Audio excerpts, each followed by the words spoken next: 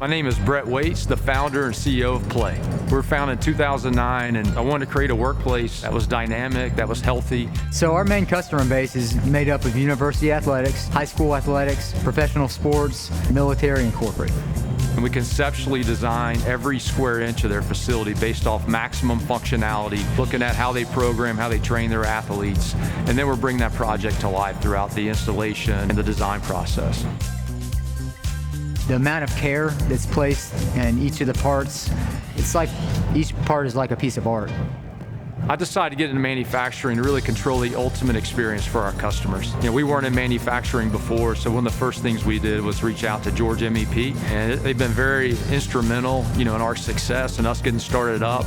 I would say Georgia MEP is very, very useful for manufacturers and entrepreneurs that don't have an extensive manufacturing background. And their whole goal, their whole mission is just to help manufacturers. One of the obstacles we had starting out was a major bottleneck in our finishing area. Georgia MEP recognized that and helped us get more goods through the plant. We wanted to put a big focus and investment here in the United States, manufacturing our products right here in Canton. There's a lot of pride that our customers take in the fact that the products are made here in the USA.